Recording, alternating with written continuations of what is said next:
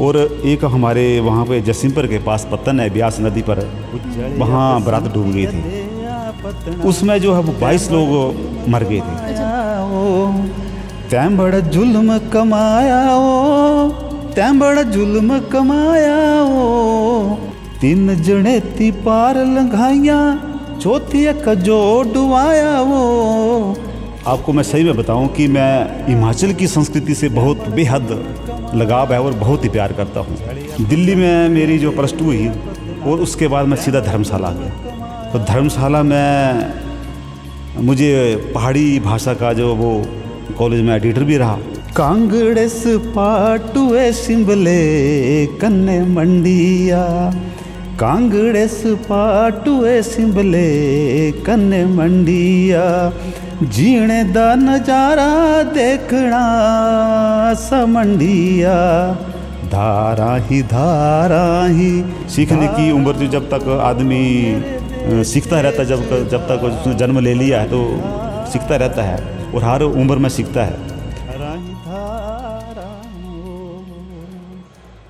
सुरों की वो मिठास जो दिल को छू जाए, लोक की वो धुनें जो रूह में उतर जाए। ऐसी ही मधुर आवाज़ हिमाचल की वादियों से उठ रही है और इसे अपनी जीवन साधना बना चुके हैं जोगिंदर राणा।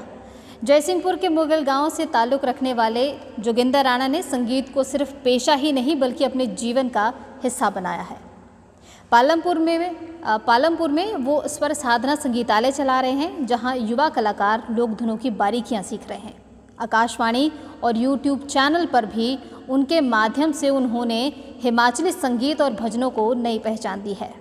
तो चलिए आइए उनसे बातचीत करते हैं और पूरा ब्यौरा जानते हैं कि किस तरह से पत्रकारिता से उनका संगीत की ओर रुझान हुआ है।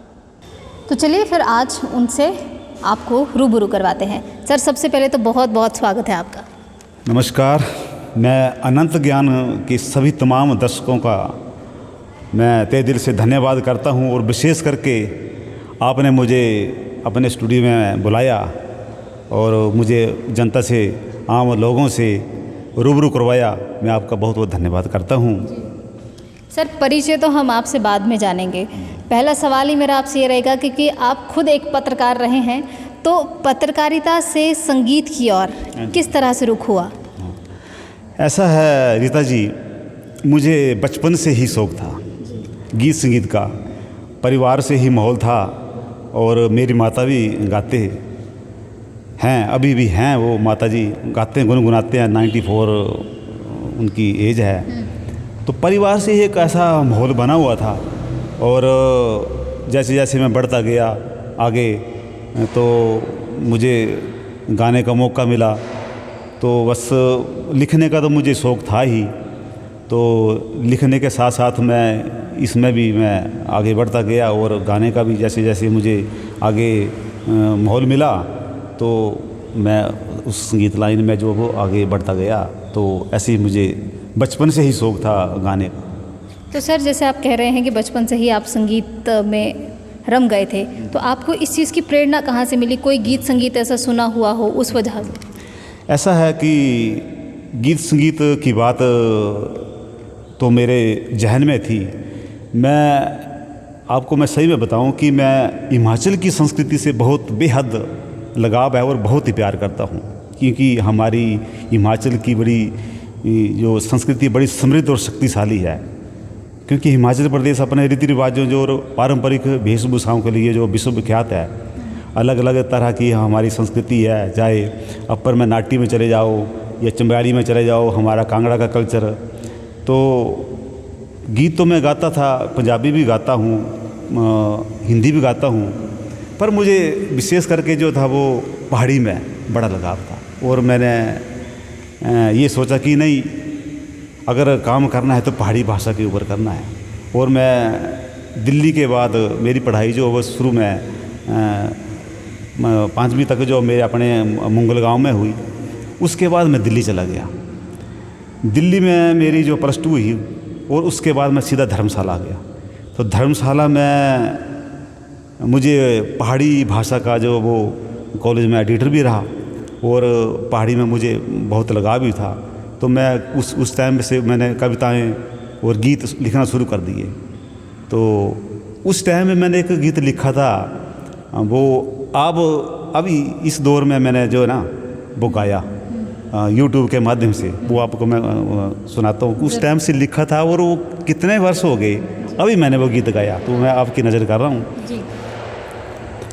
कांगड़ेस पाटुए सिंबले कन्ने मंडिया, कांगड़ेस पाटुए सिंबले कन्ने मंडिया, जीने दा नजारा देखना समंडिया, धारा ही धारा हो मेरे देश च धारा ही धारा हो। ये था। तो ये गीत मैंने लिखा था, जिसका अभी यूट्यूब में मैंने इसको गीतों को गाया, और पहाड़ी भाषा में मैंने काफ़ी गीत लिखे, और उसके बाद मैंने गाना भी शुरू कर दिया, क्योंकि पहले लिखने का काम ज़्यादा था। तो बस ऐसे ही मुझे आगे मैं बढ़ता गया, और कुछ कलाकार साथियों का साथ मिला, तो बस मैंने सीखा और बस ऐसे ही बढ़ता गया, तो मैंने फिर शुरू कर दिया जी। जैसे आप गीत गुनगुना रहे थे अभी कांगड़े वाला, तो आपका एक गाना है जलिया बसंतिया दे पतना, वो आपकी पहली कैसेट रही है, तो उसके लिए आपका सर अनुभव किस तरह से रहा है? जलिया बसंती दे पतना, क्योंकि वो उस समय का दौर है, आज से 38 वर्ष पहले की बात है। उस टाइम जो है वो कैस्टों का दौर हुआ करता था, और मैंने गीत लिखे थे, उसको सहेज के रखा हुआ था, और उस समय की बात है कि मैंने 9 गीत रिकॉर्ड हुए थे। हमारे हिमाचल प्रदेश में कहीं ऐसा स्टूडियो नहीं था, तो वो स्टूडियो था पठानकोट ढांगू रोड में, पाल रिकॉर्डिंग स्टूडियो था। उसमें मैंने रिकॉर्डिंग की, तो 9 गीत किए, और एक हमारे वहाँ पे जसीमपुर के पास पत्तन है, ब्यास नदी पर, वहाँ बारात डूब गई थी। तो उसमें जो है वो 22 लोग मर गए थे। अच्छा, बारात? हाँ, बारात जो है वो 3 बारातें तो मतलब उस कुसलन नदी पार कर गई, पर चौथी बारात डूब गई इसमें। तो उसके ऊपर मैंने गीत लिखा कि जलिया बसंती दे पतना, तो टाइटल मैंने दिया जलिया बसंती दे पतना। तो मैं आपको सुनाता हूँ। जलिया बसंती दे पतना, तैं बड़ा जुल्म कमाया ओ, तैं बड़ा जुल्म कमाया ओ, तैं बड़ा जुल्म कमाया ओ, जलिया बसंती दे पतना, तैं बड़ा जुल्म कमाया हो।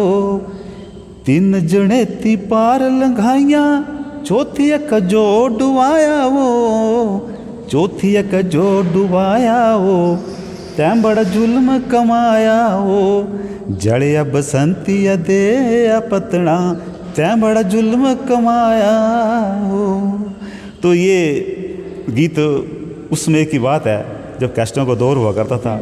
जैसे कैसेट आई तो काफ़ी हिट हुई थी वो। तो सबसे पहले मेरी ज़िंदगी की ये कैसेट थी कि जड़े बसंती दे पतना। तो उसके बाद मैंने फिर काफ़ी कैसेटें गाई, तो जिनका तो भजन भी है, लोकगीत भी हैं। तो ये मेरी सबसे पहली कैसेट थी जी। हाँ जी। तो जिस तरह से आप गीत गुनगुना रहे हैं, लिखने में बहुत समय जाता है इन सब चीज़ों पे, क्योंकि जब आप लिखने बैठते हैं तो आपको एक शांत और एक बहुत ही जिसको आप कह लीजिए कि एक अकेलापन चाहिए होता है, तभी आपके दिमाग की वो जो सुर ताल है वो खुलते हैं। सर, आपने एक अकादमी भी पालमपुर में खोली हुई है सर, तो उसको खोलने का क्या मकसद है आज के युवाओं के लिए? क्योंकि आजकल के युवा जो है वो ऑटो ट्यून का इस्तेमाल करके ही सिंगर बनना चाहते हैं, क्या यही मकसद है आपका? सबसे पहले बात रीता जी, बात ये है कि लिखने की बात है। क्योंकि एक राइटर जो होता है ना, तो वो एक कवि, जैसे कवि की कल्पना होती है कि उसको कोई चीज़, उसके जब उसको कोई शीर्षक मिल जाता है, कोई थीम मिल जाता है, तो उसके ऊपर लिखता है। जब मैं फ्री टाइम में होता हूँ, जैसे कहीं मैं चला भी हूँ या कहीं जा रहा हूँ, तो मैं कहीं मेरे को समय मिलता है ना, तो कोई ऐसे कोई बीच में कोई चीज़ देख लेता हूँ तो उसके ऊपर ही मैं लिख देता हूँ। तो ऐसे ही पब्लिक इसमें डिपार्टमेंट में मैंने काम किया, तो कई जगह मैं ऐसे जाना हुआ, प्रोग्राम में चले जाते थे हम, तो वहाँ कई ऐसी स्टोरी होती थी हमारी, कोई घटनाएं घटी है, कोई किसी के ऊपर है, तो उसके ऊपर ही हमने कोई गीत लिख दिए। तो इसके बाद क्या हुआ कि रही बात स्वर साधना संगीतालय की, तो मैंने ये सोचा कि संगीत तो एक ऐसा है कि एक फूल की तरह है, गुलाब की फूल की तरह है। अगर उसको जब भी आप फूलों को देखते हैं तो हमारा मन जो प्रसन्नचित हो जाता है, खुश हो जाता है। कि जैसे आपका कहीं बाहर से भी आए, कहीं आपका मूड भी ख़राब हो ना, जब फूलों को देखते हैं ना तो हमारा जो मन नेचुरली है वो हरियाली देख के वो चीज़ आपके मन को। तो वैसे ही एक संगीत है। तो मैंने ये सोचा कि एक संगीत की अकादमी जो खोली जाए कि उसमें ऐसा है कि हमारा अपना भी बना रहेगा, हम अपना भी रियाज करते रहेंगे। क्योंकि सीखने की उम्र जो जब तक आदमी सीखता रहता है, जब तक उसने जन्म ले लिया है तो सीखता रहता है और हर उम्र में सीखता है। तो कुछ छोटों से भी सीखना पड़ता है, बड़े तो सीखते हैं। फिर मैंने सोचा कि एक एकेडमी खोली जाए। फिर मैंने स्वर साधना संगीतालय के नाम से एक मैंने एकेडमी जो पालमपुर में खोल दी। उसमें मैंने ऐसा रखा कि लाइट वोकल का ज़्यादातर कि आओ सीखो और करो। उस सबसे मैंने उसके ऊपर फोकस दिया कि हमारी हिमाचल की संस्कृति, हमारी अपनी संस्कृति, हमारी अपनी पहचान। क्योंकि आप उसमें आओ, सीखो, गाओ। और संस्कृति के ऊपर इतने जो गीत हैं तो मैंने खुद भी लिखता हूँ। अब हमारे जो सीखते हैं बच्चे आते हैं सीखने, या हम उम्र के भी हैं, कई ऐसे रिटायर पर्सन भी आते हैं मेरे पास, तो वो भी सीखते हैं। कोई बोलते हैं हारमोनियम सीखना, ये सीखना है, तो वो उनको सिखाते हैं। और कई बच्चे ऐसे हैं कि सीख के गए हैं तो उन्होंने रिकॉर्डिंग भी की है, गाने भी गा रहे हैं और स्टेजों में भी काम कर रहे हैं। और खुद हमें भी उनसे भी हमें प्रेरणा मिलती है और हमारे से तो उनसे प्रेरणा मिल ही रही है, तो उनसे भी कुछ सीखने को मिलता है और हम तो सिखा ही रहे हैं। तो ये आपस में दोनों का आदान प्रदान होता था। एक संगीत का जो वो एक माहौल ही अलग हो जाता है। हमारी संस्कृति जो है वो बहुत ही आगे तक बढ़ रही है और हम बढ़ा रहे हैं इसको। ये संस्कृति है हमारी हिमाचल। अभी आपने हाल फिलहाल में ही एक आपका भजन भी आया है कृष्ण का। तो जब हम सुन ही रहे हैं, बैठे ही हैं, तो एक भजन भी हो ही जाए सर कृष्ण का। मेरा YouTube चैनल में है राणा एंटरटेनमेंट करके। तो मेरा आपके माध्यम से मैं सभी दर्शकों से यही गुजारिश करूँगा कि राणा एंटरटेनमेंट है उसको सब्सक्राइब करें, लाइक करें और भजन को और जो भी गीत हैं उनको शेयर भी करें। और अभी मेरा 2 साल बाद, करीब 2 साल बाद बीच गैप पड़ गया था, तो एक कृष्ण भजन आया, सांवरे दी राधा। तो मैं आपकी नज़र कर रहा हूँ। वो किया नच दियो मेरे सांवरे दी राधा, किया नच दियो मेरे सांवरे दी राधा, किया नच दी, किया नच दी, किया नच दी, किया नच दी, किया नच दियो मेरे सांवरे दी राधा, किया नच दियो मेरे सांवरे दी राधा। ये है उसका स्थाई। तो ये भजन आया है। हाँ जी, हाँ जी। तो सर अभी आपके जो अपकमिंग आने वाले प्रोजेक्ट्स हैं उसके बारे में भी थोड़ा सा बता दीजिए सर। अभी एक और मैंने लोकगीत किया हुआ है, वो कि सुंदरता के ऊपर है, जो कि 2 जिलों का बीच में संगम में बीच में बिनवा नदी है। तो उसको ऊपर जो मैंने एक गीत लिखा हुआ है, तो उसका ऑडियो जो अब रिकॉर्ड हो चुका है। तो उसकी अभी कुछ दिनों बाद उसकी जो हम उसको शूट करने जा रहे हैं, तो वो आने वाला है। तो उसके जो वो कुछ शब्द मैं आपके माध्यम से बोल ही देता हूँ, क्योंकि वो करना चाहें, अगर आप उसमें लग रहा है कि आप कर सकते हैं तो सर। बिल्कुल बिल्कुल। तो वो है उस सरियत बिनुआ ते पार बसे तू, उआर मोर नचदा ते पार नचे तू, क्षण मण कर दी कमाल दसे तू, उआर मोर नचदा ते पार नचे तू, सरियत बिनुआ ते पार बसे तू, उआर मोर नचदा ते पार नचे तू। ये है। तो ये अभी वो उसको बोल सकते हैं कि अंडर कंस्ट्रक्शन ही है। तो जल्द इसकी शूटिंग नेक्स्ट वीक में की जाएगी और आप सभी दर्शकों के बीच में इस गीत को हम रखेंगे।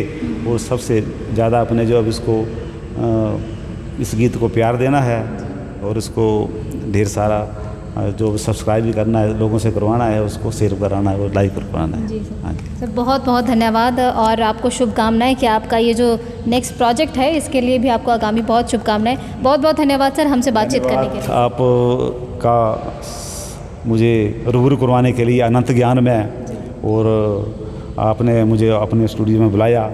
आपका और आपकी टीम का, तमाम दर्शकों का मैं आपकी इस माध्यम से धन्यवाद करता हूँ। जय हिंद। तो ये थे हमारे साथ जोगिंदर राणा जी, जिन्होंने अपनी मधुर आवाज़ में हम सबको मंत्रमुग्ध कर दिया है। तो बाकी की तमाम जानकारी के लिए आप बने रहिए अनंत ज्ञान के साथ। फिलहाल मुझे आज्ञा दीजिए।